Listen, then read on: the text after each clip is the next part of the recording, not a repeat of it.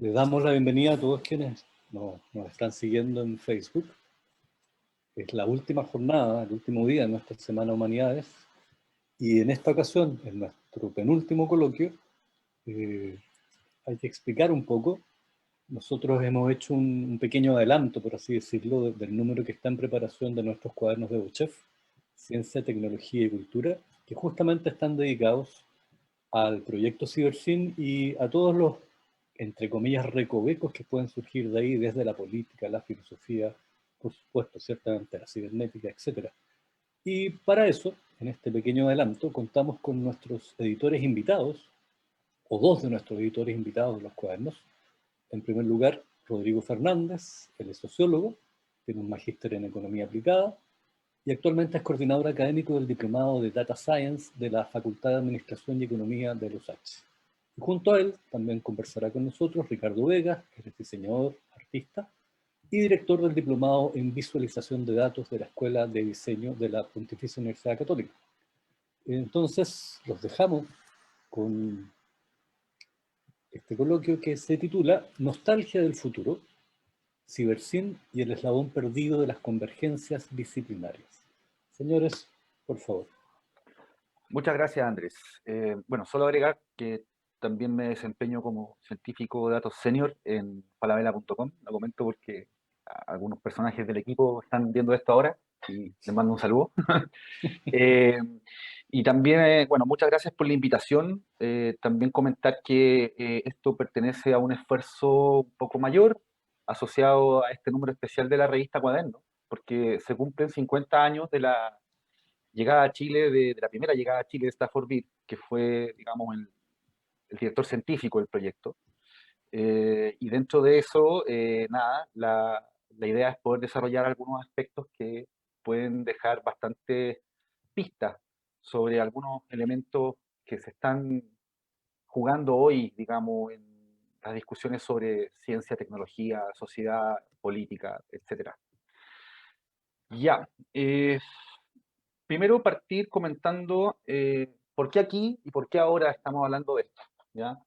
Eh, yo creo que una de las cuestiones más importantes que permiten entender cómo desde el presente nosotros interrogamos a la historia, que yo, y esto voy a hablar a título muy personal, yo nací el año 83, ¿ya? En medio de la peor crisis económica de la historia de este país, y pertenezco a una generación que comienza su alfabetización en el primer año de democracia. O sea, yo entré a primero básico la misma semana en que Pinochet le entrega, digamos, el poder a Elwin.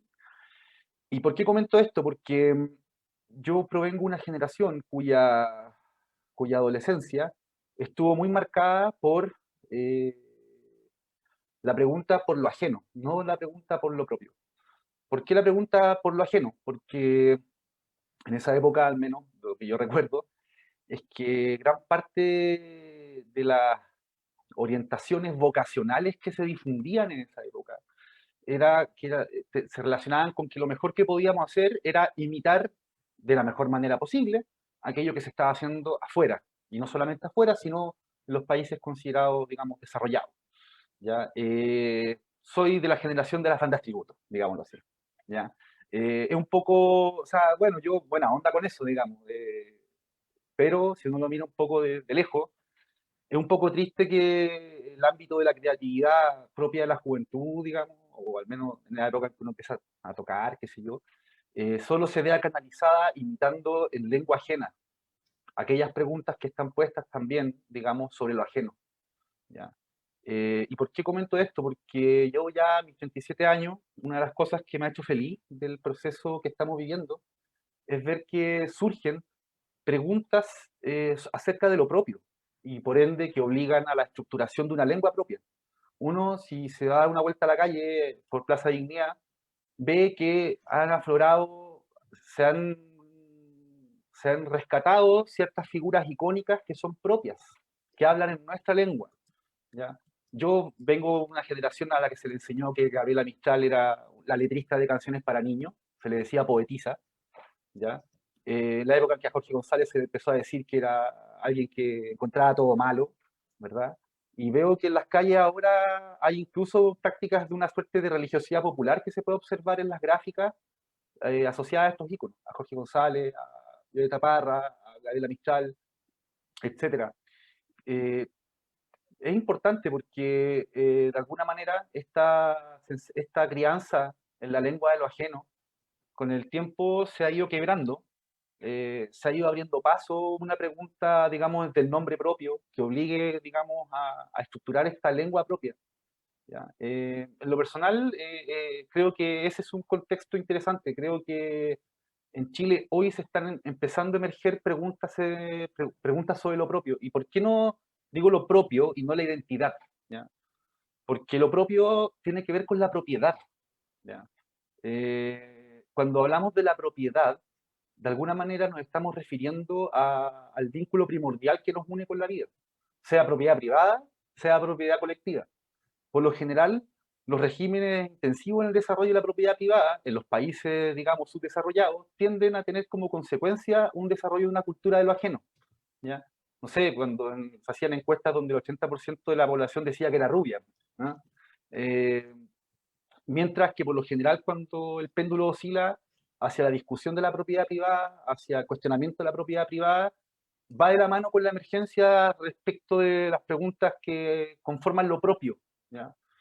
Entonces, creo que justamente es este fantasma el que está empezando a recorrer Chile nuevamente y el que permite desenterrar estos secretos que han sido guardados, digamos, en estos últimos 50 años, perdón, ¿ya? Y sobre eso, en la lámina que estoy mostrando ahora, ¿por qué? Porque la pregunta sobre lo propio creo que alcanza su cenit durante la Unidad Popular. ¿Ya? Y las figuras que están en esta lámina son, digamos, algunos hitos interesantes sobre cómo se fueron desarrollando estas preguntas sobre lo propio y sobre la posibilidad de articular una lengua propia. ¿Ya?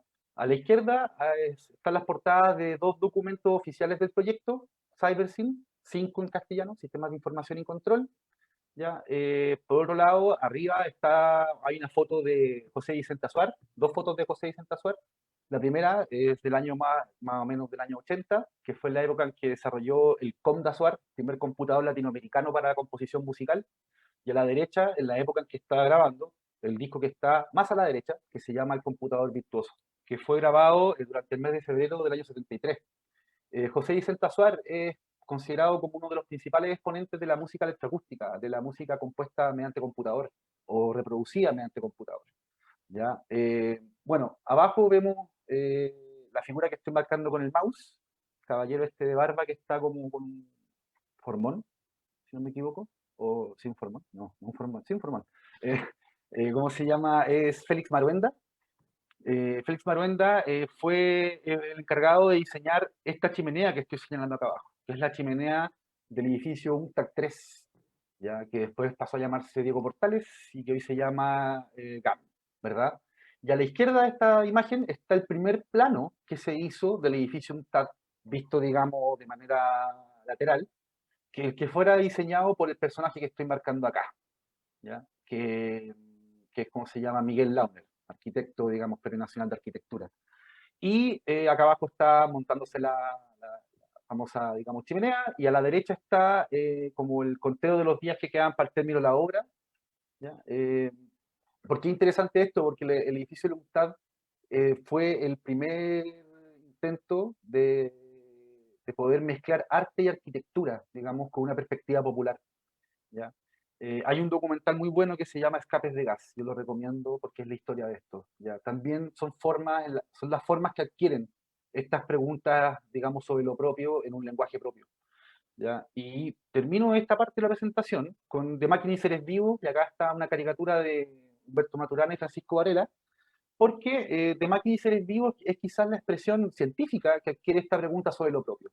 La teoría de la autopoiesis, y sin meternos en mayores detalles, digamos, uno de los principales elementos que aporta al desarrollo de la teoría como biológica en general es que la vida no corresponde al orden de la reproducción, sino al orden de la autoproducción. Entonces, la noción de que lo vivo es aquello que es capaz de producirse a sí mismo, es justamente la forma en que en lengua científica adquiere esta pregunta por lo propio, por la autonomía, ¿ya? De alguna manera, la misma unidad popular también es una expresión política de esta pregunta por lo propio. Esta idea que para los chinos era trotskismo, digamos, esto de hacer socialismo democrático, era trotskismo, los chinos no estaban ni ahí, digamos, ¿ya? Pero que fue, digamos, una coyuntura internacional mayor, ¿ya? De hecho, como la famosa escena en que cuando Nixon se entera de que ganó Allende, ahí fue donde se enfureció de verdad y agarró a patadas los muebles de su oficina, esto contado por Kissinger, y ahí es donde decide, digamos, estrangular a la economía chilena, porque en el caso de Cuba, como era una intervención militar, digamos, eso se jugaba bajo reglas militares, pero para Estados Unidos era mucho más complejo que de alguna manera un régimen socialista ganara por la buena, digamos, al menos en esa instancia. ¿Ya? ¿Y por qué también termino esta parte con De Máquina y Seres Vivos? Porque este libro fue, digamos, publicado por primera vez en el año 73, pero es producto de un esfuerzo de investigación que se viene realizando desde de mediados del año 50, cuando Maturana estaba trabajando en el MIT, y de hecho trabajaba con, en parte del equipo con el que trabajaba estaba Heinz von Förster y Warren McCulloch, ¿ya? Y me fijo en Warren McCulloch por una razón bien particular, porque con Warren McCulloch y con Jerome Lettvin y con Walter Pitts, Humberto Maturana publica un artículo que se llama ¿Qué es lo que le dice el ojo de la rana al cerebro de la rana? Y ese artículo le valió una nominación al premio Nobel el año 59. ¿Ya? Y esto se enmarcó en un proceso general en que las ciencias empiezan a establecer puentes de conversación y de desarrollo interdisciplinario, que es lo que se llamó genéricamente como cibernética y teoría de sistemas. No quiero meterme mucho sobre eso porque ya veo que estoy como en la mitad de mi parte y queda harto por mostrar. Y en el contexto en que se desarrollan estas preguntas, como les comentabas, tiene que ver con esta ciencia multidisciplinaria llamada cibernética, y en la cual un personaje clave es Stafford Beer, quien, para resumir, fue el primer investigador que trató de investigar científicamente, valga la redundancia, los principios que permiten el ordenamiento de las organizaciones humanas, ¿ya? Si de alguna manera uno puede, digamos, establecer un patrón de comportamiento de una máquina para adivinar cuándo esta máquina va a colapsar o cuándo hay que mantenerla, la intuición de Stafford Beer es que de alguna manera la organización humana dentro de una empresa o dentro del Estado podía ser observada como si fuese un organismo sobre el cual nosotros podemos observar distintos comportamientos y de esa manera poder orientar a la organización hacia un mejor desempeño, ¿ya? Acá hay dos datos importantes. Por un lado, Stafford Beer había desarrollado el modelo sistema viable, que era justamente esta idea de cómo representar a la organización humana como un organismo, digamos, o sea, como un sistema nervioso a la larga, ¿ya? Y el otro dato importante es que en el momento en que ya Stafford Beer empieza a darle como ciertas definiciones ya más terminales, por decirlo de alguna manera, o definiciones más acabadas a la noción de modelo sistema viable, es justamente cuando lo llaman de Chile para desarrollar un sistema de gestión para las empresas del área social. Y él estaba escribiendo un libro que se llama Brain of the Firm, o el cerebro, digamos, de la firma, y él llegó a Chile con el manuscrito bajo el brazo, ¿ya? Y es en Chile donde termina de escribir el libro, de hecho, ¿ya? Ahora, el modelo sistema viable rápidamente es una representación metafórica, ¿ya?, del sistema nervioso, donde una organización puede ser entendida, digamos, en 5 grandes niveles. Por un lado, el nivel 1 o sistema 1, que es lo que estoy marcando con el mouse acá abajo, ¿ya?, corresponde, digamos, en esta analogía, a todo lo que está asociado, digamos, ¿cómo se llama?, al sistema parasimpático. Vale decir, y como está dibujado acá, como todas aquellas funciones motoras en las cuales nosotros nos tomamos contacto con el entorno en el presente inmediato. Ahora, la actividad sensora y motora, ¿verdad?, que es lo que genera un cierto input, ¿verdad?, Si yo toco algo que está acá como frío, ¿verdad? Llega esa información. Y el sistema número 2, que es lo que estoy marcando con el mouse, es el que se encarga de, digamos, por decirlo de alguna manera, pescar esta información y mandársela al sistema 3. Y el sistema 3, ¿qué es lo que hace? Básicamente dos cosas. Primero, es el encargado de ordenar esta información y enviarla al sistema 4. Y el sistema 4, ¿qué es lo que hace? Permite generar una prospección de futuro. Si el sistema 1 es el que se relaciona con el entorno aquí y ahora, así como esto está caliente o esto está frío, ¿ya? El sistema 4 es el que permite utilizar esta información y prospectarla como futuro, ¿ya? En el largo plazo. Y por otro lado, el sistema 5, que en este caso está representado por, ¿cómo se llama? El cerebro, fundamentalmente, es entendido como el nivel en el cual se toman las decisiones y se generan, digamos, los principales lineamientos de control para el resto del sistema. Me devuelvo. Por otro lado, el sistema 3, dijimos que mandaba la información que había sido información, digamos, jerarquizada hacia el sistema 4, pero también es el encargado de enviar la orden hacia las operaciones del sistema 1. ¿Ya? Quizá este cuadro lo resume mucho mejor, ¿verdad? En el sistema 1 estamos en un nivel en que las funciones de implementación, ¿ya? El sistema 2 cumple una función de coordinación, el sistema 3 control de la gestión, sistema 4 inteligencia y prospectiva, y el sistema 5 una función político-normativa. En una empresa, por lo general encontramos que las entidades que se encargan de cada una de estas funciones, es que en el caso del sistema 1 estamos a nivel de unidad o equipo, crew, también como se dice en inglés, mientras que en el sistema 2 estamos a nivel de departamento o división. El control de la gestión puede ser entendido desde alguna sugerencia, mientras que en el sistema 4 por lo general está, digamos, en los departamentos de investigación y desarrollo o en las gerencias de analytics, etc. Mientras que el nivel político normativo ya es el directorio o las gerencias de primera línea. ¿Ya? Con este modelo en mente, para poder entender en qué consistía CyberSyn, ¿ya? Que significa sinergia cibernética, ¿ya? Hay que, quizás creo que la mejor forma de entender esto es cómo Stafford Beer cuenta su primer encuentro con Salvador Allende. ¿Por qué? Porque la representación del sistema, como con estas jerarquías, ¿verdad? Hace pensar que de alguna manera el sistema funciona en la medida en que las jerarquías inferiores se someten a las jerarquías superiores. Y de hecho la representación visual de esto nos da esa cuenta, ¿verdad? Pero Stafford Beer se encuentra con una sorpresa al llegar a Chile, justamente cuando se encuentra con cuál es el verdadero carácter sobre el cual en el país se quería implementar un sistema de estas características. Entonces, leo, digamos, lo que dice acá. Dice, la primera vez que le expliqué al presidente Allende, ¿cómo se llama? El modelo cibernético de un sistema viable, que es una explicación que me incluyó en esta charla, lo dibujé sobre una hoja de papel puesta sobre la mesa entre él y yo. Dibujé para él todo el sistema de homeostatos interconectados, basándome en la versión neurofisiológica del modelo, lo que comentamos recién, ¿ya? Dado que él es médico.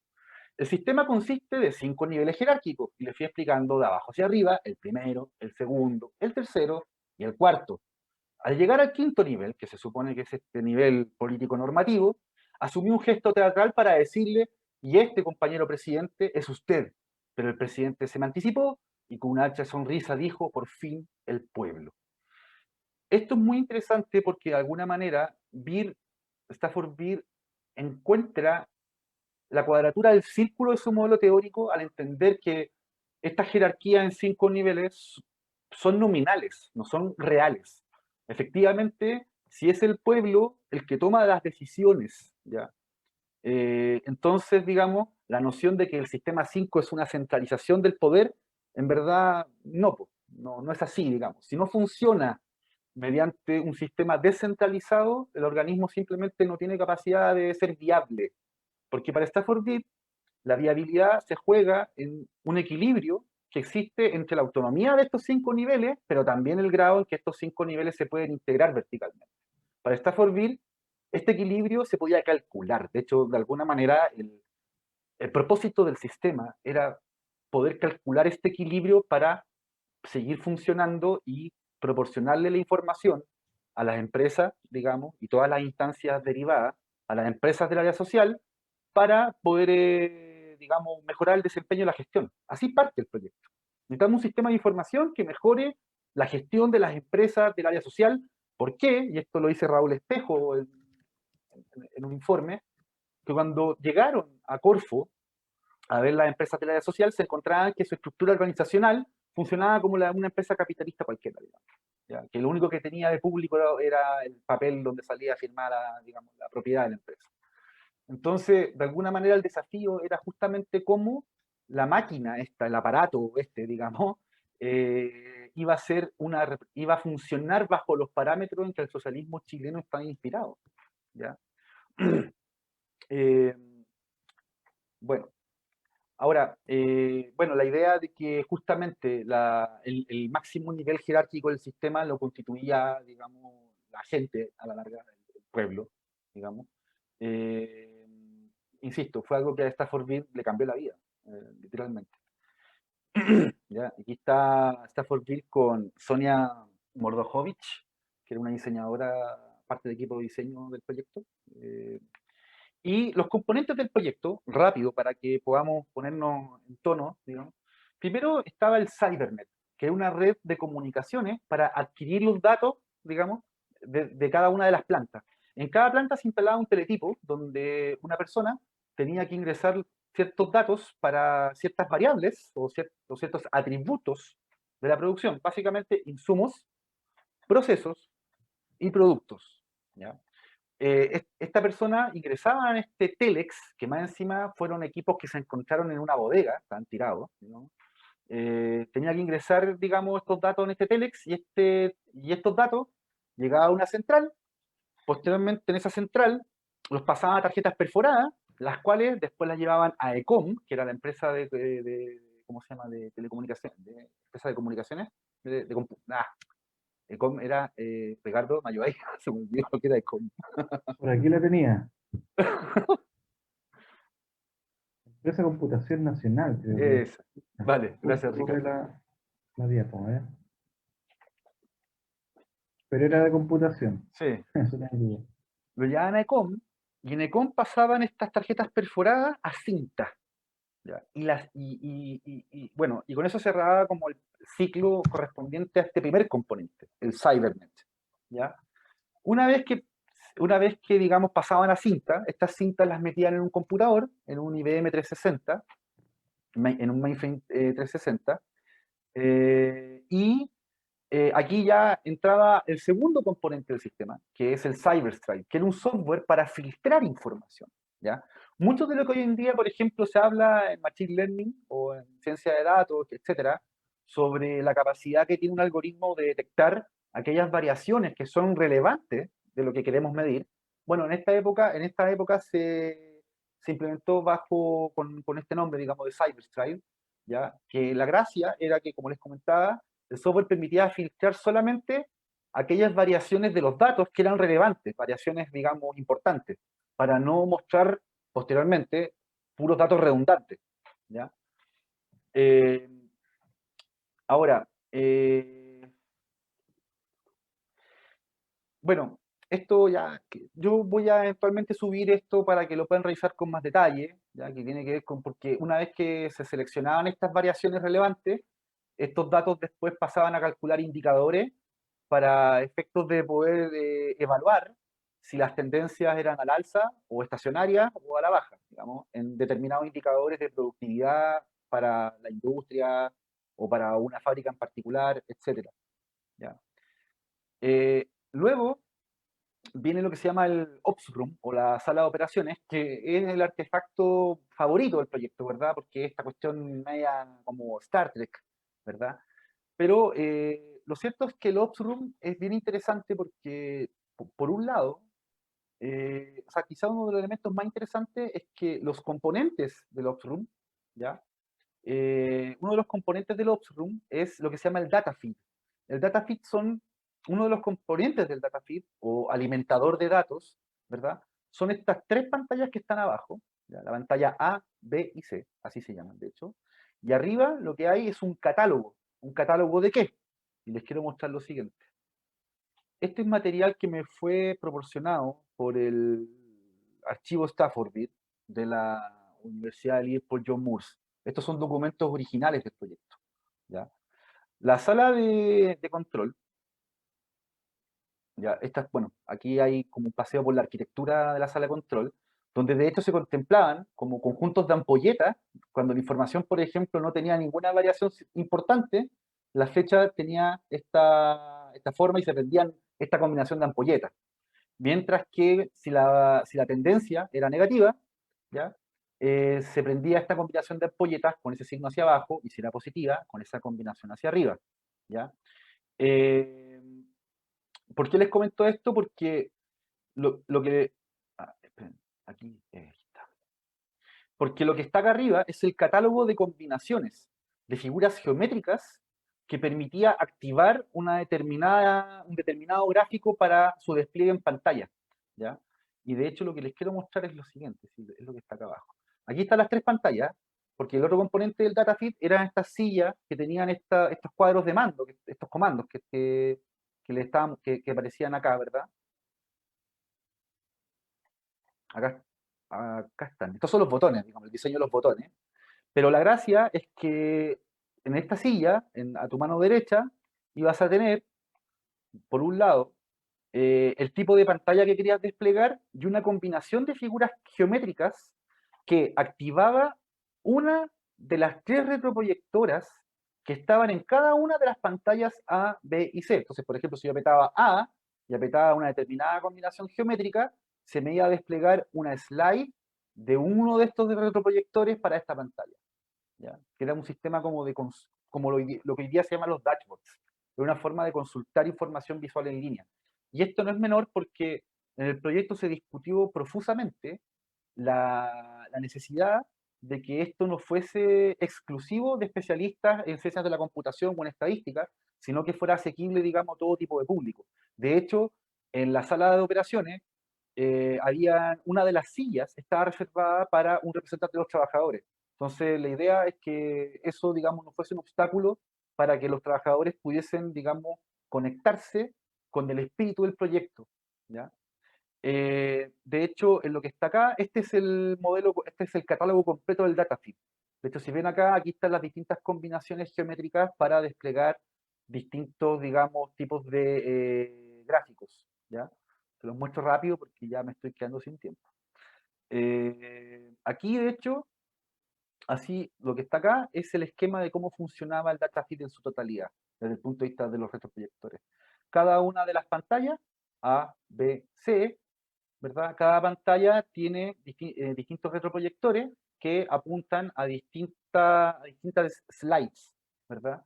Y cada pantalla podía ser seleccionada con un botón, y al interior de cada pantalla distintas combinaciones geométricas que vienen a mostrar, digamos, cada uno de estos gráficos, ya sea a nivel de, no sé, de una empresa en particular, o agregarlo a nivel de rama, o a nivel de la industria, ¿ya? Bueno, por otro lado, esto es importante porque a mí me parece interesante, porque justamente este es el esquema con el que se iban registrando cuáles eran las variaciones que había que reportar, ¿ya? ¿Qué tenía que pasar con la serie de tiempo para que efectivamente ese dato pasara a ser reportado, ¿ya?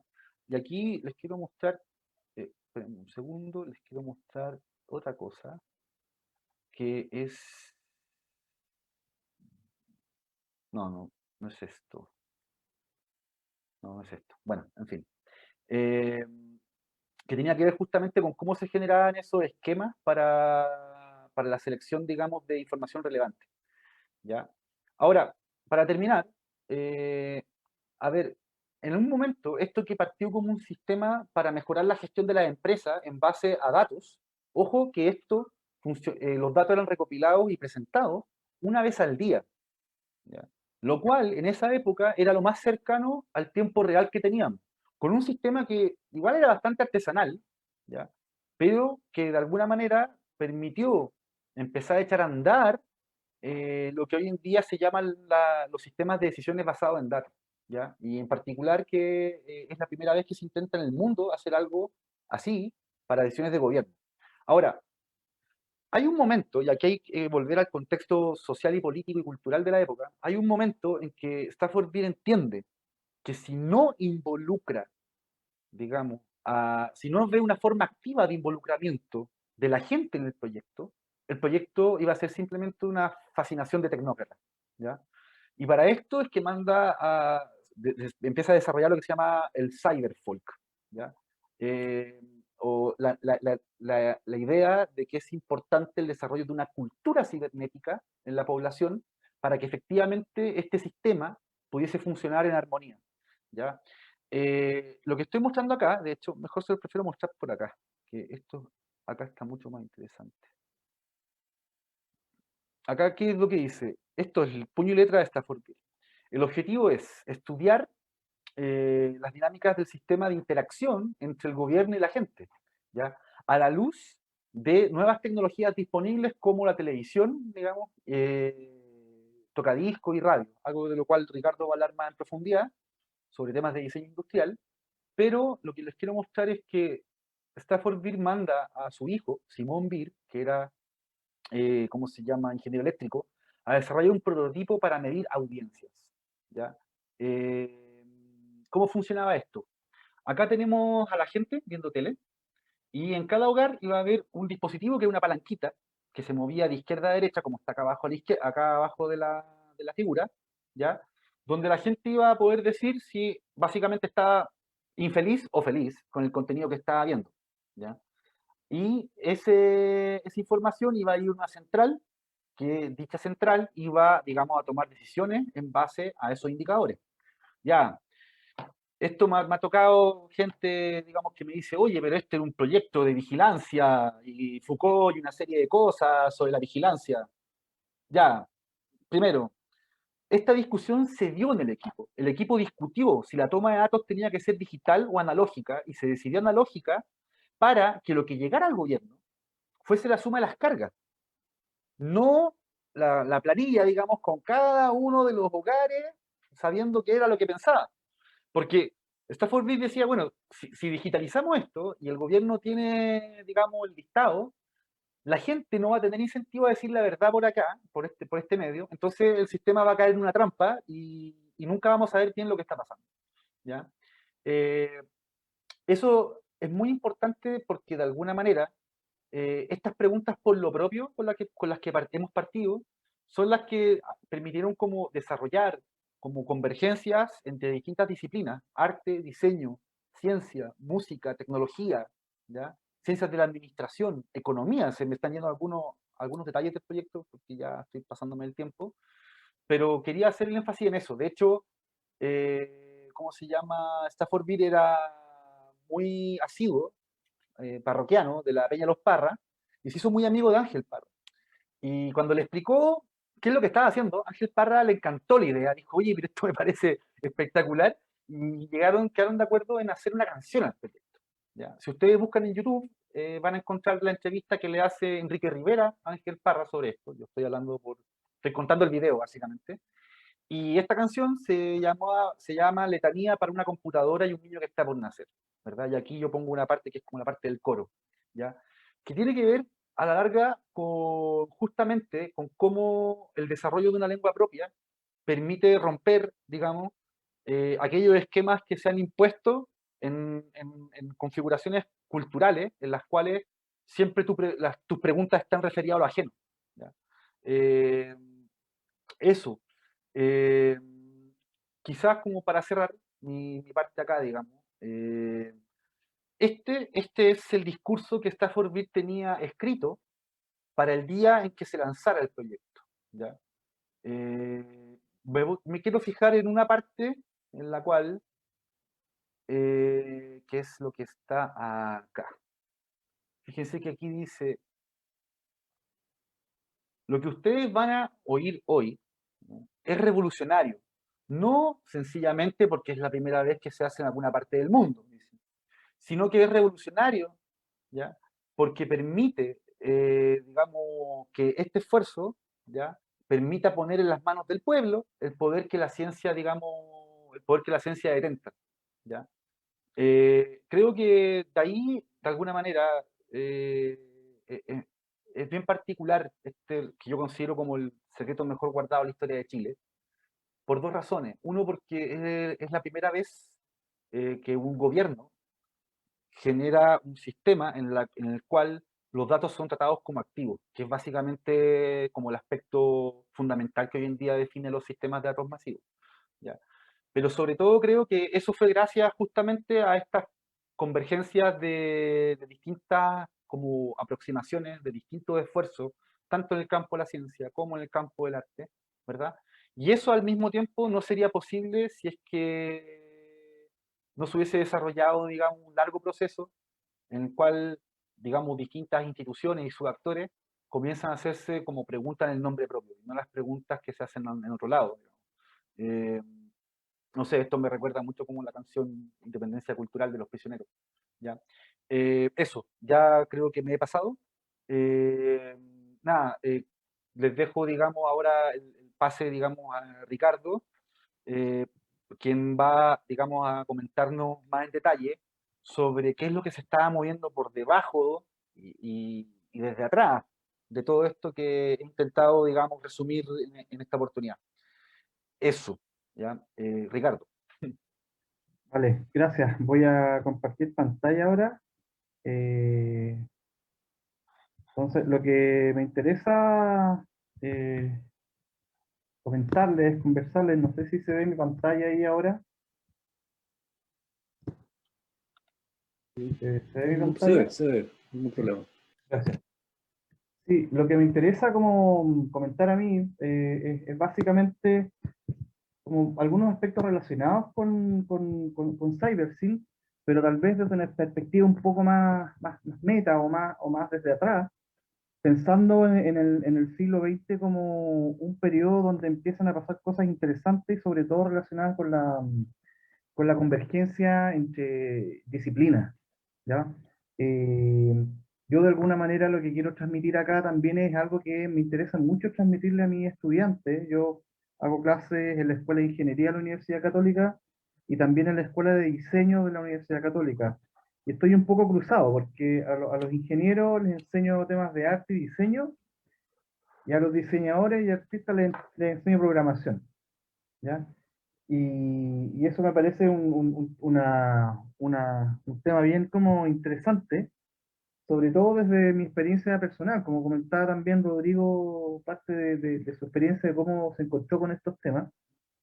Yo siempre me he encontrado como en un lugar, ya como que me interesaba el arte, pero también me gustaba el tema tecnológico y aprendí a programar solo, etcétera. Y me juntaba con mis amigos artistas y como que era muy técnico. Y me juntaba con mis amigos como más ñoños tecno y eran como más, yo era como más el más loco, como el más artista. Entonces, ese no lugar, al principio que era un tema bien, chuta, ¿dónde estoy? ¿Cuál es mi lugar? Etcétera, resultó una situación bastante buena, porque de alguna manera ese no lugar me permitió mirar desde cualquier lugar, ¿ya? Y me ayudó también a hacer como un patiperro que andaba por varios lados, metiéndose donde no lo llamaban, etcétera. Entonces, me ha permitido tener tal vez cierta perspectiva mal educada, ¿ya? En el sentido de no tener una educación recta, fija, lineal, sino que mal educadamente me metía a autoeducarme y autoformarme una identidad. Ya a estas alturas, no voy a decir mi edad, pero tengo más años que Rodrigo, pero eso me ha permitido justamente tener como perspectiva, ¿ya?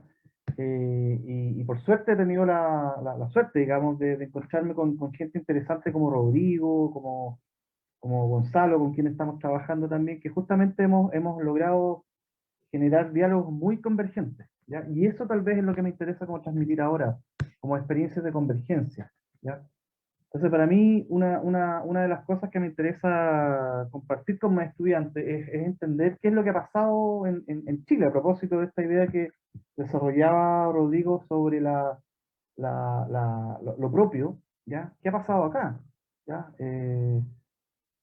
No se inventó todo ahora, no se hizo todo ahora, no partió hace 5, 10, 15 años con Internet, etcétera, sino que hay otras experiencias, ¿ya? Y muchas de esas experiencias anteriores han estado cruzadas justamente por intenciones de ver la realidad desde más allá de donde uno está parado. Y eso me parece como muy relevante, especialmente en el momento que estamos viviendo ahora en Chile y en el mundo. O sea, no tenemos problemas que terminen en la frontera, ¿ya? tenemos problemas o situaciones que hay que enfrentar de manera global. Entonces, eso más o menos es lo que motiva lo que yo quiero presentar ahora y voy a tratar de hacerlo lo más brevemente posible. Primero, creo que hay una necesidad de memoria, de empezar como a retomar esto que se hizo, ¿ya? Que fue lamentablemente, tristemente, cruelmente y sanguinariamente cortado en un momento, ¿ya? Y entender, por ejemplo, cuál ha sido nuestra historia en términos de computación, por ejemplo, cuál ha sido la historia tecnológica que hemos tenido acá en Chile, ¿ya? Destaco al profesor Juan Álvarez, también profesor del Departamento de Ciencia de la Computación de la Universidad de Chile, y también ha hecho un rescate histórico sobre lo que ha pasado, ¿ya? Tenemos que pensar también en, como mencionaba Rodrigo, en cuáles han sido los desarrollos técnicos, donde también hay una vinculación con el diseño. Ya la técnica, la ingeniería no basta por sí misma, sino que tenemos que entender los usos humanos de la tecnología.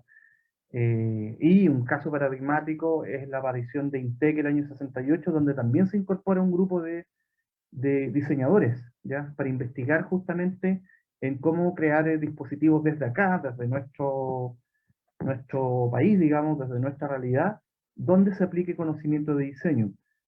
Tengo que destacar también investigaciones de otras personas como David Maulén, Hugo Palmarola, que son personas de las que uno también bebe, esta pega no la hace uno solo, ¿ya? Eh, mis estudiantes quedan como para adentro cuando les contamos que acá en Chile se hacían televisores, ¿ya?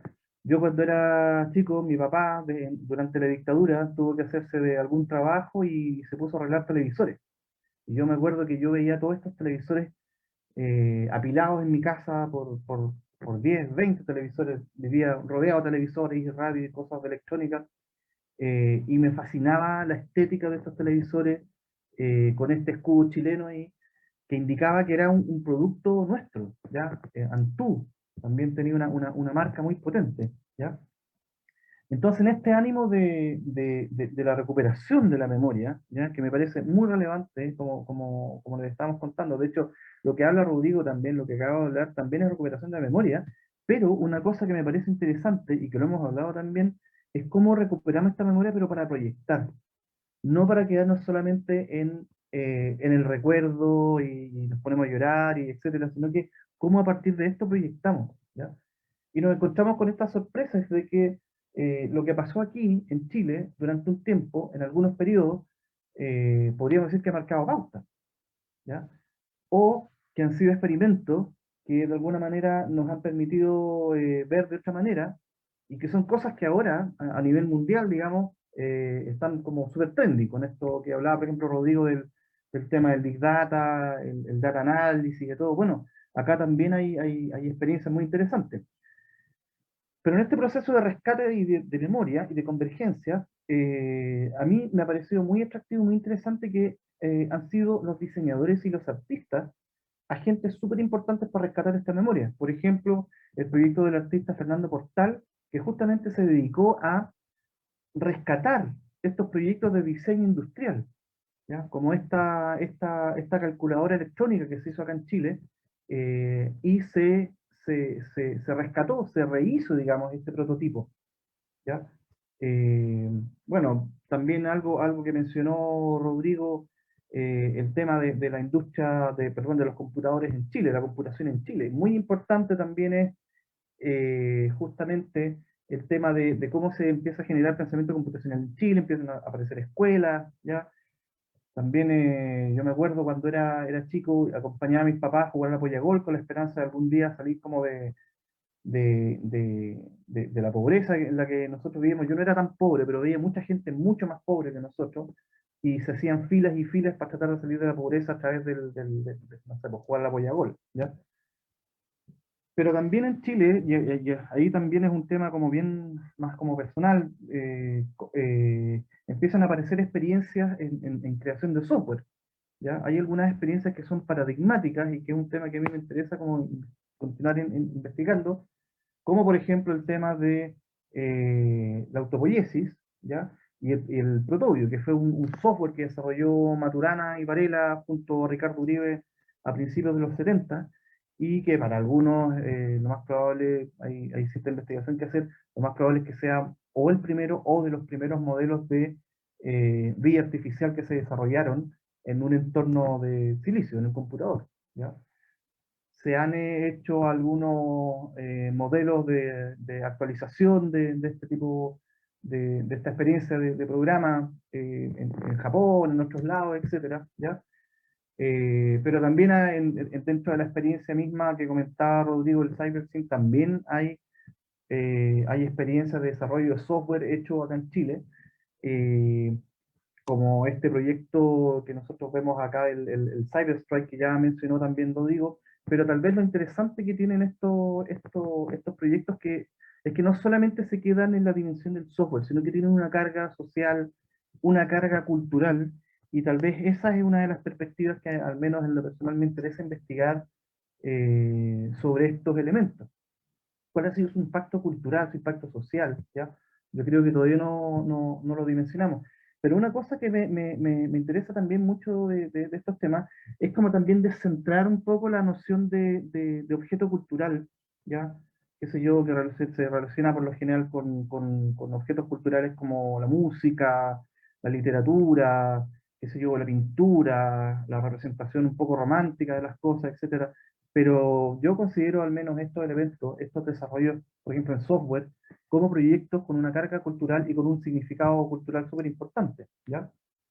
Imposible no mencionar que ya también lo mencionó Rodrigo, el libro Revolucionarios Cibernéticos de Ben Medina, que tal vez lo paradójico es que tengan que venir personas de afuera a valorar lo que nosotros tenemos acá. Entonces también nuevamente retomar lo que comentaba Rodrigo de rescatar y valorar también lo que nosotros tenemos acá, ¿ya? Ahí también en los años 70, un chileno, Helmut Stuben, ¿ya? También tuvo la posibilidad y el empeño y el empuje de desarrollar un computador. También es una historia un poco ahí que está escondida, pero son historias nuestras, un desarrollo que él dio continuidad en Dinamarca en los años 70, ¿ya? O también mencionar este otro software que se hizo acá en Chile por Miguel Yacamán, a finales de los años 80, que también dio pie al desarrollo de otros software antivirus un poco más universales. Entonces son historias que cuando uno se las cuenta, digamos, a los estudiantes, ¿ya?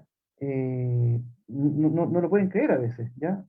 Porque piensan, y tal vez hay un paradigma cultural ahí, que todo tiene que venir hecho desde afuera, todo tiene que venir envasado, ¿ya? También es parte y es el legado un poco del modelo cultural que viene asociado también con el modelo económico, ¿ya? Esta economía un poco financiera o solamente comercial que no nos permite de generar modelos de autogeneración de productos, autogeneración de pensamientos, autogeneración de cosas, ¿ya? Luego de esta mirada un poco a partir de la memoria, me interesa también la perspectiva de cómo es súper importante el tema de las convergencias, ¿ya? Los diálogos entre disciplinas, ¿ya? Se me viene a la memoria también lo que decía ya este caballero Snow, el año 59, principio de los años 60, por ahí, que alertaba sobre el peligro de la división de miradas que tenemos sobre el mundo, ¿ya? Ya en los años 60, antes lo había también hablado un poquito Warren Weaver en sus papers sobre las ciencias y la complejidad en las ciencias, etcétera, por ahí por el año 43, 44, ¿ya? Donde nos decía Weaver en ese momento que se tenía que pensar en la convergencia, ¿ya? Se tenía que pensar en cómo nosotros establecemos relaciones entre disciplinas, ¿ya? Eh, Todos estos diálogos después dan pie a que otras personas empezaran a preguntar, bueno, a lo mejor es necesaria el surgimiento, la emergencia, ¿ya? La construcción de una cultura más integrada, ¿ya? En los años 90 se escribe este libro, ¿ya? Que habla justamente sobre las convergencias disciplinarias, ¿ya? Entonces, si nos fijamos, también es un fenómeno que empieza a recorrer, digamos, el siglo XX, particularmente la segunda mirada del siglo XX, sobre todo desde la ciencia de la complejidad, la tecnología en Rusia a principios del siglo, más o menos en paralelo con la Revolución Rusa, después el surgimiento de las teorías sistémicas de Bertalanffy, von Bertalanffy, y también las teorías de cibernética, con Norbert Wiener, etcétera, y un montón de personajes. Entonces, esta idea de convergencia, de tratar de generar vinculaciones entre disciplinas, ¿ya?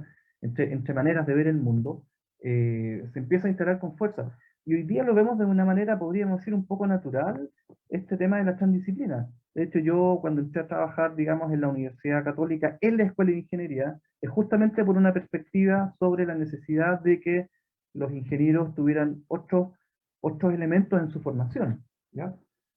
Entonces, desde tal vez esta mirada, que también es un poco, también es una construcción social, digamos, una construcción cultural, ¿ya?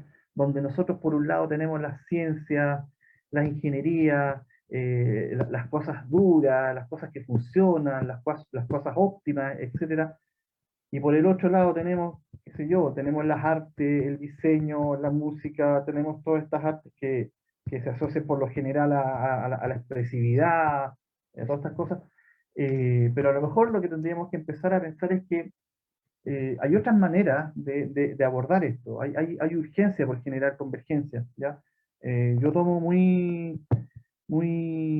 siempre tomo el tema de lo que decía Herbert Simon sobre la ciencia artificial, cuando mencionaba, por ejemplo, que existen las ciencias de lo dado, de las cosas como son, como la biología, la química, la física, las cosas como son en el mundo, en la realidad, digamos, y también existirían estas ciencias de las cosas como podrían ser, ¿ya?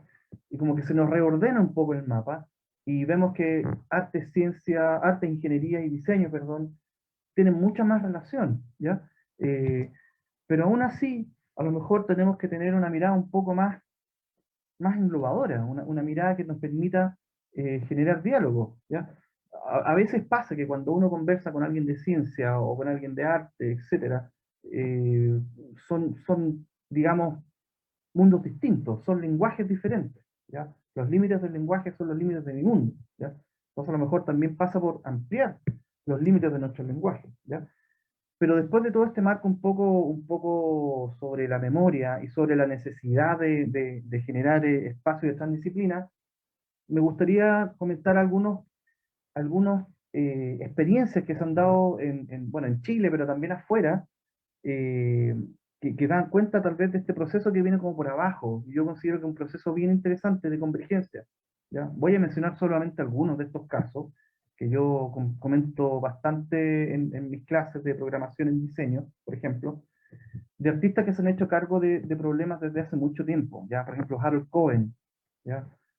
Un artista que empieza a hacer experimentos en los años 70 sobre inteligencia artificial, y está durante muchos años, hasta prácticamente su muerte, en 2016, haciendo experimentos de inteligencia artificial para que su robot dibuje de manera autónoma, cree composiciones, escoja colores, ¿ya? En fin, ¿ya? Otros artistas como Roman Verosco, que tiene también una carga espiritual, él quiso ser, qué sé yo, sacerdote y después se arrepintió, etcétera, pero con toda esa carga espiritual se fue a trabajar con computadores a hacer arte, ¿ya?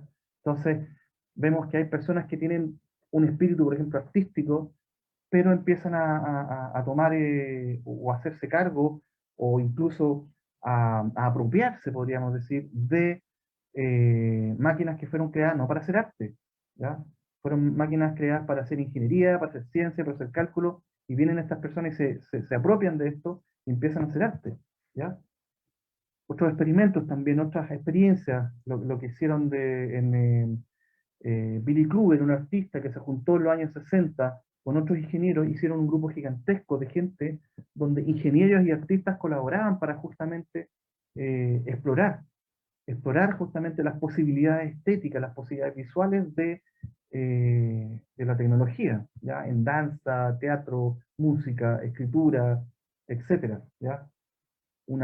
Acá tenemos otra experiencia muy famosa, muy importante, el año 68 en Inglaterra, una exposición llamada Cybernetic Serendipity, donde muchas personas exhibieron proyectos de arte hechos con máquinas, ¿ya? No estamos solos ya en el planeta, ¿ya? Bueno, existen otros animales, ¿ya? Otros seres vivos, ¿ya?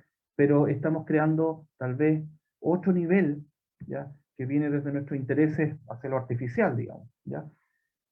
Pero otra experiencia que también me parece, y es un poco reciente, y también es un proceso un poco más o menos largo, que tiene unos 25, 30 o más años, es el surgimiento de algo que se conoce como humanidades digitales. Acá vemos algunas de las portadas de algunos libros que pude rescatar por ahí y por acá, de cómo las humanidades empiezan a tomar herramientas que vienen de las ciencias, de la ingeniería, etcétera, de la matemática, para hacer análisis de problemas de las humanidades. ¿Ya? Esto es muy interesante. ¿Ya? Y es un territorio de exploración gigantesco que habla nuevamente de esta convergencia muy necesaria entre humanidades, entre ciencias e ingeniería. ¿Ya? En los casos que yo estoy más involucrado, digamos, son estos temas de arte y tecnología. Hay festivales en el mundo, hay gente que hace arte con programación. ¿Ya? Acá tenemos también una revista que hace poco cumplió 50 años, la revista Leonardo, ¿ya? Fundada por un ingeniero que trabajaba en cohetería en Estados Unidos y se empezó a interesar en arte. ¿Ya? Y acá tenemos la visita de Nina Segledi justamente a Chile, que es una de las editoras de esta revista que publica el MIT, que nos visitó, tuve la suerte de invitarla y pudimos tenerla acá en Chile el año 1998. ¿Ya?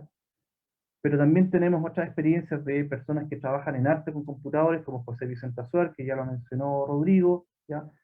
Otra experiencia súper importante es la Bienal de Artes Mediales de Chile, donde está nuevamente Enrique Rivera, Catalina Osa, y que fue originada por Néstor Ologaray, que lamentablemente ya no está con nosotros, ¿ya? O experiencias justamente en la convergencia entre ciencias o que forma parte, digamos, de la tradición, podríamos decir, sistémica en Chile, como el Instituto IFIC, que tengo que nombrar porque es muy importante lo que hacen ellos, ¿ya? Eh, pero tal vez, y acá en una dimensión un poco más cercana a mi disciplina, trabajando en visualización de datos, tenemos, por ejemplo, gente que explora visualización de datos, pero no con computadores, sino que con elementos análogos, ¿ya? Porque muchas veces, pues, particularmente en Latinoamérica, etcétera, el hecho de tener un conocimiento computacional a lo mejor deja fuera a personas que también se ven afectadas por esta cultura de datos que estamos hablando, ¿ya? Entonces empiezan a aparecer en esta convergencia un montón de opciones, ¿ya? Acá vemos una imagen de un proyecto que hice con unas alumnas sobre un proyecto sobre la Constitución chilena hace unos años que también habla de cómo visualizar datos de manera análoga, digamos, ¿ya? Acá otros proyectos de una estudiante, ¿ya? Pero para finalizar me gustaría más o menos conversar o comentarles de por qué considero que estos encuentros son súper relevantes. Encuentros entre ciencia, ingeniería, diseño, ¿ya? Acá algunas citas de Martha Nussbaum, ¿ya? Que nos habla justamente de la relevancia de las humanidades, ¿ya? Uno de los puntos, que son muchísimos, ¿ya? Dice que necesitamos hacer frente a problemas globales complejos y las humanidades son una herramienta súper importante, ¿ya? Y también destacar que debemos resistir los esfuerzos para reducir la educación a una herramienta del Producto Nacional Bruto, ¿ya? Eh, entonces, podemos hablar un montón de estos temas. Yo se los voy a dejar ahí, mi presentación también va a estar disponible para que la vean, pero tal vez una de las cosas más importantes o destacables, creo yo, desde mi perspectiva, es justamente que necesitamos rápidamente, urgentemente, transitar hacia un cambio de paradigma de manera urgente, digamos, ¿ya? Que tenga una perspectiva, digamos, integradora, que entienda las complejidades, y ahí en ese sentido yo les puedo dejar este libro que pueden encontrar también por ahí en la red, Macrometanoia, donde justamente habla del peligro de nuestras organizaciones sociales basadas en modelos de hace no sé cuántos años, ¿ya? Dice que el impresionante, bueno, ella dice en este libro, el impresionante avance científico y tecnológico de los últimos años, frente a las macrociencias organizacionales, políticas, jurídicas y económicas, constituye una amenaza global de incalculables dimensiones, ¿ya? Y es más o menos lo que estamos viviendo ahora, ¿ya? Con el descrédito a la política, etcétera. Entonces, hay que lograr hacer un match entre ciencia, ingeniería y sus desarrollos, y cómo las humanidades también nos hacemos cargo de lo que ha pasado en estas disciplinas científicas y de ingeniería, y generar puentes que nos permitan dialogar. Eso yo creo que es uno de los temas que más me interesaba comunicar, ¿ya? Comentarles, y ojalá podamos conversar estos temas. Muchas gracias. Gracias, Ricardo. Gracias, Rodrigo. Interesante escuchar estas cosas. Pero hay tiempo. Tenemos una pregunta en el chat del Facebook de Víctor, que no nos tenía fe que íbamos a leer su pregunta. Yo la tengo anotada. Ya, la voy a leer para todos entonces. ¿Cómo se podría pensar actualmente un intento de coordinación nacional de la producción a la vez que se integra al pueblo y a los trabajadores? Ya, bueno, una de las cosas que me ha tocado conversar con hartos compañeros, compañeras, colegas, etcétera, es que quizá el mayor triunfo el triunfo más importante de la Guerra Fría fue haber inoculado en los aparatos intelectuales de la izquierda un pensamiento anticientífico y antitecnológico. ¿Ya? Se los digo con conocimiento de causa, llevo 12 años haciendo clases en escuelas de ciencias sociales y de verdad que es como ir a tratar, es como la escena de Galileo con los curas, cuando les tira las bolitas, digamos, y caen las dos al mismo tiempo en la Torre de Pisa. Ya, más o menos lo mismo. Los que les enseñamos estadística o computación o disciplinas relacionadas en escuelas de ciencias sociales tenemos que entrar como Galileo a la Inquisición. O sea, uno tiene que partir pidiendo disculpas, ¿cachai? A mí me parece un poco degradante. De hecho, por eso ya hace como 2 años que no hago más clases de ciencias sociales. Eh, tener que gastarte 2 semanas explicando que los números y las máquinas no son entidades malvadas que te vienen a comer es equivalente a que un médico tenga que explicar por qué un bisturí no sirve para matar gente, sino que sirve para operar gente y salvar gente. ¿Ya? Dudo que un médico se preste para semejante circo alguna vez en su vida. ¿Ya? Bueno, dado ese desahogo, creo que lo importante, la parte positiva de lo que estoy diciendo, es que quizá el principal desafío de estas preguntas, digamos, el lenguaje propio, tienen que apuntar también a la generación de un lenguaje de comunicación con primero con los trabajadores en general. ¿Ya? Muchos de las organizaciones que se dicen representativas de los intereses de la clase trabajadora, en verdad no sé, yo personalmente creo que andan digamos, no están en pos todavía, y espero que esa necesidad se vaya inculcando y se vaya desarrollando, de crear una lengua que permita la comunicación con trabajadores y trabajadoras, en todos los niveles. ¿Ya? Yo siempre pongo la siguiente escena como para ilustrar esto. En casi todas las empresas hay un personaje al que le suelen decir genéricamente como Juanito, que es el analista de sistemas, ¿verdad? Y el analista de sistemas por lo general está en un rincón bastante desagradable en términos atmosféricos, al lado de los servidores, muerto calor, donde por un lado llegan las gerencias, ¿verdad? Así como Juanito, confiamos en ti, todo esto va a salir muy bien, ¿verdad? Y al final, ¿en qué se traduce esto? En que Juanito tiene la culpa de todo cuando la empresa falla y Juanito no tiene, digamos, responsabilidad en nada cuando la empresa es exitosa. ¿Ya? En el éxito aparece la gerencia y en el fracaso, digamos, aparecen los despidos, ¿no? ¿Ya? Eh, y el problema es que hay una correlación tan alta entre estudiar ciencias sociales y militar en alguna cuestión de izquierda que no hay ningún nivel de variedad interno que imprima un nivel de disciplina que te obligue a comunicarte correctamente con Juanito. Porque, mira, si la gerencia le soban el lomo a Juanito, la humanidad ni siquiera sabe que existe Juanito. La izquierda tampoco lo sabe, ¿cachai? Entonces creo que ahí yo personalmente creo que hay un pensador muy interesante que puede como aportar elementos para construir esta comunicación, digamos, con los estamentos de trabajadores que son los responsables de mantener estos sistemas. Porque, a ver, no nos perdamos de vista que todo lo que está en la base de todas estas cosas que mostramos, que parecen súper bonitas, súper como pirotécnicas, es el trabajo humano en lo que alimenta esto. Si perdemos eso de vista, vamos a caer en o como utopías tecnológicas o en negacionismo tecnológico. Entonces, este pensador se llama Gilbert Simondon, que de hecho él en un libro que se llama El modo de existencia de los objetos técnicos, da cuenta, él parte diciendo de que esta oposición entre cultura y técnica proviene de un humanismo facilista, un humanismo falso a la larga, en el cual se nos enseña que la tecnología es como un alien, es un otro. Entonces, si no somos capaces de esforzar, digamos, la generación de una terminología que nos permita comunicarnos con los procesos de trabajo en los que estas cosas existen, digamos, vamos a estar en el desanclaje perpetuo, digamos. Creo que ese es como, porque la tecnología está, o sea, yo por ejemplo en Falabella veo eso, o sea, toda la tecnología ya está, eso ya no es un problema, ¿ya? El problema es que efectivamente como práctica cotidiana, como fuente de aprendizaje, como herramienta de comunicación, es algo que está todavía como muy lejos porque hay una predisposición muy negativa en el mundo de ciertas organizaciones que se dicen representantes de los intereses de la clase trabajadora en darle más cara a estos asuntos, ¿ya? De hecho, quiero comentar una cuestión súper particular sobre CyberSyn al respecto, porque, claro, todo lo que le hemos mostrado a Ricardo son cuestiones que ya parecen bien bonitas, como, oh, qué interesante, qué choro, ¿ah?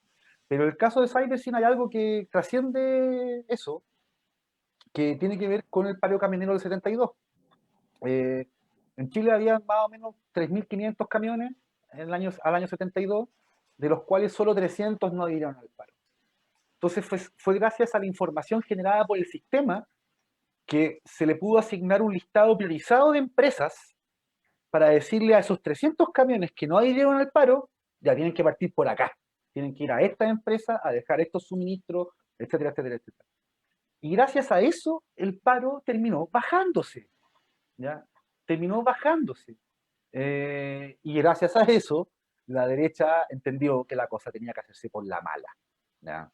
Pero lo interesante es que el paro de camioneros, lo que pasó con el paro de camioneros, fue el efecto de demostración que un sistema de estas características, ¿ya?, que fuese capaz de integrar aspectos de diseño, tecnología, pero sobre la base de un proceso social en el que no andan con que, ay, es que tú eres tecnócrata porque te gustan los computadores, ah, es que tú eres posmoderno. Todas esas tonteras que uno ve en los patios de las universidades, por puras imbecilidades, ¿no?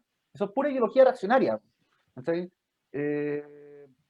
Entonces, el tema yo creo que está asociado a que en el caso del paro camionero el proyecto demostró una eficiencia real para tomar decisiones, para adelantar la acción de la reacción. De hecho, en el libro de la M. Medina cuentan que después de eso Allende manda a pedir que le instalen la sala de operación en La Moneda. Y el equipo se fue y armó un carrete para celebrar la cuestión, digamos, porque bueno, lo conseguimos, digamos, lo conseguimos, ¿ya? Pero esto conectaba un poco a la pregunta que hacía, digamos, Víctor Sáez, tiene que ver a la larga, si me preguntan ya, a ver, resume esto, Rodrigo, yo sé que tengo problemas para resumir, hablo mucho, pero el tema es el siguiente, las organizaciones que quieran darle cara a esto tienen que entender que la misión fundamental de nuestro tiempo es defendernos, no ofendernos, que es lo que más se ve en los patios de las universidades, ¿ya? Eh, eso fundamentalmente. Creo que los pasos para poder pensar nuevamente esta idea de que el país sea un organismo coordinado, en equilibrio, sobre necesidades y actividades productivas, más que por una tecnología, está mediado por el tipo de actitud que tenemos con la tecnología. Y ese tipo de actitud, si no está estructurada en torno a un lenguaje que nos permita comunicarnos con todas las capas de trabajadores y trabajadoras que están en medio del sistema nervioso de los sectores estratégicos de la economía, nada, pues, no, yo lo veo bien difícil, en verdad. Eso. Ricardo, Sí, no sé si quieres agregar algo. solo agregaría, tal vez, reforzaría tal vez este cambio como, incluso de lenguaje, ¿ya? Siempre me he preguntado, o me llama la atención esta idea de que ahora todos son empresarios, y nadie quiere ser trabajador, ¿ya? Yo me considero trabajador, ¿ya? Yo hago mis cosas con mi trabajo, con el gasto de mis músculos, etcétera, ¿ya? Entonces también hay un tema, podríamos decir, semántico del lenguaje que nosotros ocupamos todos los días, ¿ya? Y que también impacta un poco y bastante tal vez en los hábitos metodológicos que tenemos, ¿ya? Nos cuesta hacer otras cosas, nos cuesta ya... eh, yo he ido a algunas reuniones o cosas que hacen los sociólogos. Yo vengo del mundo de la imagen, del mundo del video, del mundo del dibujo, del hacer cosas. Y para mí los workshops son hacer cosas físicamente. Y cuando me invitaron a algunos workshops, yo pensé que iban a hacer cosas, y se ponían a leer papeles, ¿ya? Entonces también, desde cierta perspectiva, hay un tema tal vez metodológico, que a mí, tal vez por mi deformación personal, me impacta, ¿ya? Eh, pero también a veces pasa por cosas más chicas, más como concretas, más específicas, ¿ya? No tan meta, digamos, sino que a lo mejor si yo trabajo con datos, bueno, a lo mejor puedo ayudar a gente que necesita procesar datos y no tiene mano. Gente de derechos humanos, que a lo mejor tiene un montón de datos y no saben qué hacer porque no son especialistas, gente que trabaja en arte, gente que trabaja o que vive en poblaciones, qué sé yo, los pares de uno, a los pares de uno, ver a los pares y ver cómo podemos apoyarnos entre todos. Yo también no soy muy optimista desde el top-down, pero sí tal vez tengo más esperanzas desde el bottom-up, desde el abajo hacia arriba, ¿ya? Que más o menos es el nivel en que estamos nosotros conversando, ¿ya? Eso yo creo. Tenemos otra pregunta de Juanjo. La leo. Hay un problema, esta es para Rodrigo, hay un problema en la ultra especialización que ha generado el sistema productivo y universitario, que ha generado los problemas disciplinarios que ha pasado Rodrigo. Ah, no, no era para Rodrigo, perdón. ¿Cuáles son las principales iniciativas en el mundo educativo y o productivo que creen que deberían hacerse para mejorar los vasos comunicantes entre las disciplinas? No sé quién quiere contestar. Bueno, yo creo, Juan José, a quien conozco, gran amigo, colega, compañero también, eh, yo creo que, bueno, si es por ver qué instancias existen hoy que puedan ser potenciadas para esto, bueno, lo que hace Ethics justamente, po, ¿ya?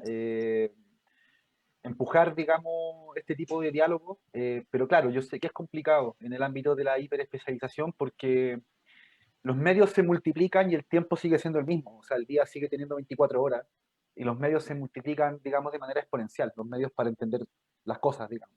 Cada disciplina se va dividiendo en subdisciplinas, y etcétera, etcétera, etcétera.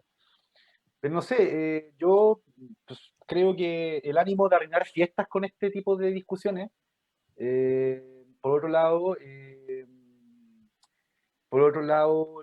lo que hace el FIC que comentaba Ricardo, también lo que hace la Fundación Dicta, con la cual yo colaboro, digamos, constantemente, eh, lo que hace la gente de Ethics, también creo que, no sé, iniciativas de este tipo, yo creo que lentamente van a empezar a cobrar un mayor valor, porque creo que justamente estamos en esta coyuntura en que cuando se instalan estas preguntas sobre lo propio, ¿verdad? Y esta necesidad de generar un lenguaje propio para poder responder estas preguntas, creo que justamente ahí es donde surge la práctica, la comunicación interdisciplinaria como una necesidad, no solamente como un buen deseo.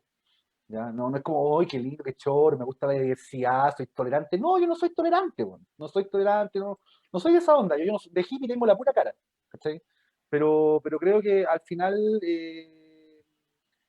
nada, pues creo que de alguna manera iniciativas como las que acabo de nombrar, nada, pues hay que apoyarlas, pues. Hay que leer la revista, hay que, mira, de repente, no sé, yo por ejemplo he establecido comunicación con la gente de Dicta y con la gente también de la revista Sistemas Sociales, a quienes le mando un gran y afectuoso saludo porque también vamos a organizar una actividad parecida a esto, ¿ya? Ellos también van a participar en el número especial de la revista Cuaderno, y que son iniciativas que a veces se mantienen muy en un estado de poco mainstream, como muy en la trastienda, como también incluso como una cuestión media geek, media freak, digamos también, no sé. Pero yo creo que, no sé, yo estoy súper confiado, tengo mucha fe en que la gente en general está más receptiva a estas cosas. O sea, insisto, cuando yo tenía 15, 16 años, o sea, a Jorge González no lo pescaban y ahora es un ícono en los muros, ¿ya? Eh, creo que, creo que lo que está sucediendo ahora, si bien, digamos, podemos ver toda la parte terrorífica y ya para eso tenemos la tele, digamos, y que es real y qué sé yo, pero también hay que ver elementos que van abriendo la percepción de la gente hacia estas cosas. Yo de verdad tengo una confianza bien grande en lo que vaya a suceder en relación a cómo cae en crisis nuestro modelo de conocimiento cuando cae en crisis nuestro modelo de sociedad.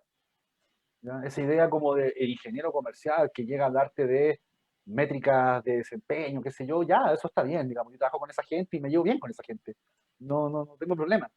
Pero cuando se convierte en el modelo de conocimiento, eso está haciendo crisis hoy. Si ya, a ver, si creo que es evidente que el modelo de conocimiento, con lo que ha pasado en relación al estallido social y lo que ha pasado en relación a la pandemia, ha hecho una crisis enorme en nuestro modelo de conocimiento. El Estado se ha gastado millones de dólares en financiar iniciativas de investigación que intentan abordar el problema de las crisis sociales, por ejemplo, y, o sea, esfuerzos más, esfuerzos menos, digamos, igual están tratando de empujar un modelo de conocimiento quizás distinto, eh, y, insisto, para no darme ya la vuelta, estoy empezando a redundar, pero creo que eso, creo que hay ciertas instancias y nada, pues hay que apoyarlas con lo que se pueda, y nada, pues sin vergüenza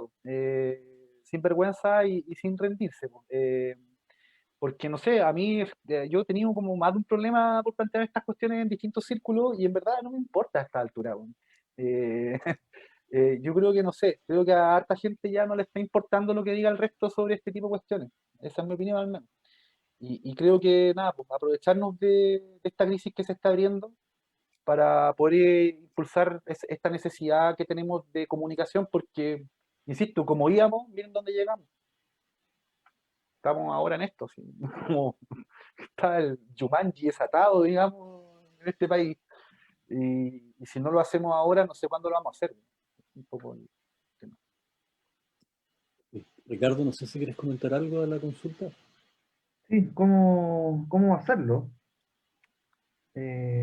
Tal vez no tener vergüenza de si uno es ingeniero científico y le gustaría conversar con artistas, no tener vergüenza, ir a algún lugar donde estén los artistas y conversar con ellos. Y al revés, los artistas yo les aseguro que se mueren por trabajar con ingenieros y todo, y ir a tomarse una cerveza, bueno, ahora no se puede, pero conversar, eso yo creo que es súper importante, acercarse a conversar, si a veces puede ser tan básico como eso, ¿ya? Perder el miedo, y sobre todo a los más jóvenes, eh, que se atrevan nomás a conversar,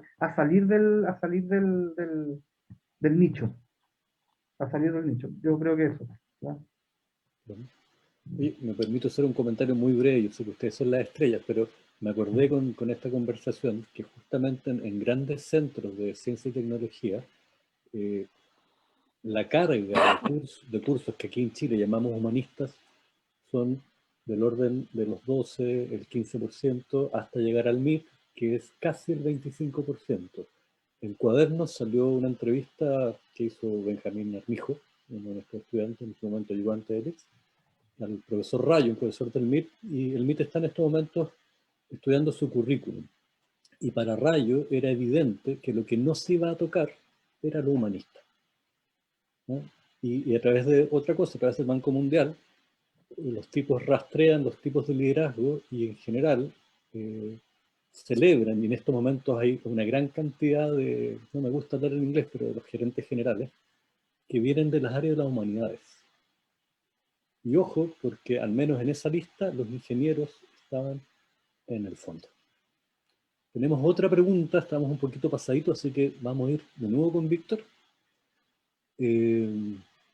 También es importante considerar la cercanía que ha forzado el neoliberalismo entre las ciencias, a través de sus aplicaciones y la acumulación de capital. ¿Es esto un problema común con el carácter cualitativo de las ciencias sociales? Para ir cerrando, Ricardo, Rodrigo. Vale. Eh, a ver, es que claro, aquí hay un tema, y esto va a sonar bien pesado en verdad, pero que el problema es que, claro, estudiar sociología, yo me acuerdo una vez estaba en primero de la universidad, Mechón, y me acuerdo que íbamos para la casa de unos amigos en la Florida a tomar una cosa, digamos, y me acuerdo que la micro, en esa época micro amarilla, un personaje que nos escuchó dice, ah, ustedes son estudiantes de sociología. Sí, dice. Y dijo, ah, ustedes estudian socialismo. Y yo le digo, perdón, ¿por qué dice eso usted? Bueno, porque casi todas las personas que estudian sociología son como esa onda, pues, dice. Y me quedé callado porque tiene razón, pues, ¿ya? ¿Por qué comento esto? Porque creo que hay un problema asociado a lo que le pasó a las ciencias sociales después del golpe, que efectivamente junto con las escuelas normales fueron, o sea, los profesores y los sociólogos, digamos, fueron quizá los objetivos de destrucción inminente de la dictadura. De hecho, el profesor Garretón, me acuerdo que comentaba que una vez en una concentración lo detuvieron y cuando le preguntaron el oficio, ocupación, profesión, él dijo sociólogo y el carabinero le responde, bueno, es un prontuario, po. Dice, no, no es una profesión, ¿cachai? Entonces, pero ya, ¿cuál es el problema de eso? Que ese tipo, esa herencia de la crisis de las ciencias sociales a la luz del golpe de Estado nos dejó imposibilitados para observar de mejor manera algunos como problemas actuales. ¿Ya? Yo, de hecho, lo digo, miren, ¿saben cuál es la solución para el tema de ciencias sociales? Que se conviertan en un foco atractivo, ya, para personas de segmentos medios bajos que no sean de izquierda. Sí, yo no sé en qué mundo, no sé, por favor, díganme, ¿en qué mundo, donde todos piensan igual, se puede generar conocimiento? Sí, es como ir a la Universidad de los Andes, pero al revés. Todos piensan lo mismo. Entonces, ¿por qué digo esto? Porque cuando se dice que el carácter cualitativo de las ciencias sociales, ahí también hay un sesgo, creo, en esa pregunta, hay un sesgo implícito, que al parecer ciencias sociales es equivalente a investigador cualitativo, si es que entendí bien la pregunta de Víctor. ¿Ya? Puede que la haya entendido mal, por supuesto, pero al menos así la veo. Eh, y creo que, no sé, yo trabajo en una empresa que es parte importante de la red de acumulación de capital en Latinoamérica, uno de los principales retailers, pero no me siento mal por eso, digamos. Y creo que de alguna manera este tipo de cuestiones, como para que las ciencias sociales empiecen a comprenderlas mejor, tienen que empezar a dejar de negarlas. ¿Ya? Si ese es el tema, la izquierda también tiene, o sea, la izquierda y las ciencias sociales, que son como casi una intersección perfecta, en verdad, también tienen su propio, no lo vimos venir. Sí, pues. El ascenso de las ultraderechas, por ejemplo, y de cómo en ese mismo proceso se van extendiendo y afianzando estos sistemas de datos masivos. De hecho, el ascenso de la ultraderecha es quizás el vástago más destilado del proceso en que circulan fake news o de cómo, digamos, determinadas empresas hacen propaganda dirigiendo las actitudes y pensamientos de las personas en redes sociales. ¿Ya? No sé, creo que en ese tipo de cosas las ciencias sociales tienen que dejarse de discusiones propias de los curas. ¿Ya? Sí, las ciencias sociales están en eso, discusiones de cura.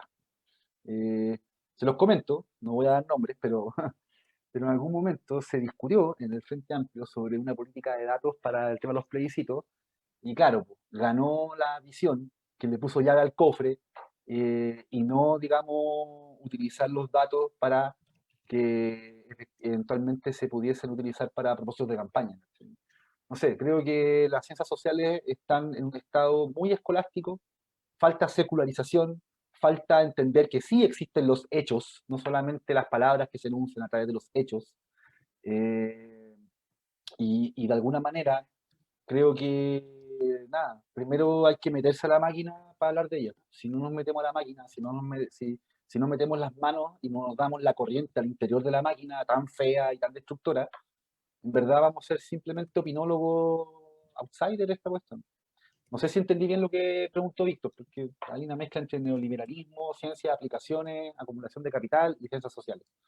Pero lo veo así, creo que las ciencias sociales se están perdiendo de esto justamente porque casi todos sus estudiantes piensan de la misma manera. Se ha instalado cultura de la cancelación, que en verdad es censura. ¿Ya? En fin, creo que hay una entrevista a Martin Hilbert muy buena en el The Clinic, donde él dice, miren, las ciencias que tienen la mayor oportunidad de desarrollarse en el contexto de los sistemas de datos masivos son las ciencias sociales.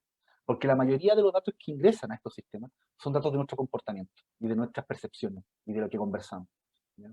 Entonces, es bastante paradójico ver que esta escolástica en las ciencias sociales aleja y no acerca el conocimiento a este tipo de cosas.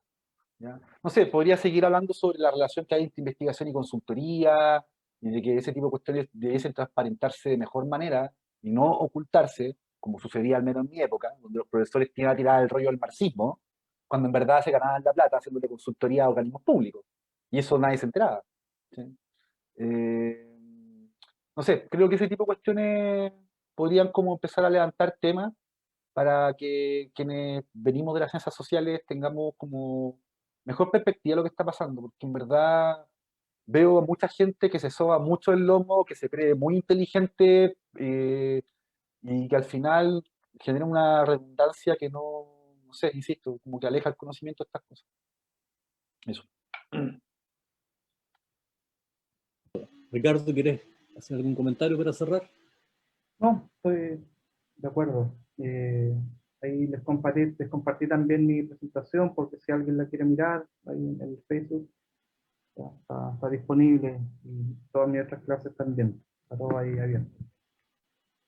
Muchas gracias. Bueno, agradecemos a Ricardo Vega y a Rodrigo Fernández, a quienes se conectaron, a quienes van a ver esto después en YouTube. Súper interesantes. Los invitamos a fines del primer semestre, principios del segundo, va a salir nuestra publicación Cuadernos de Bochef sobre estos temas, en una visión más amplia, con más autores, con las relaciones de este proyecto interesante que presentaron nuestros expositores con la política, la filosofía, el arte, etcétera, etcétera. Así que los invitamos y por ahora los dejo invitados en un ratito más. A las 7 tenemos a Carol Ullín desde Australia, nos va a venir a conversar sobre buen vivir y tecnología. Muchas gracias, Rodrigo, gracias, Ricardo, y nos estamos viendo.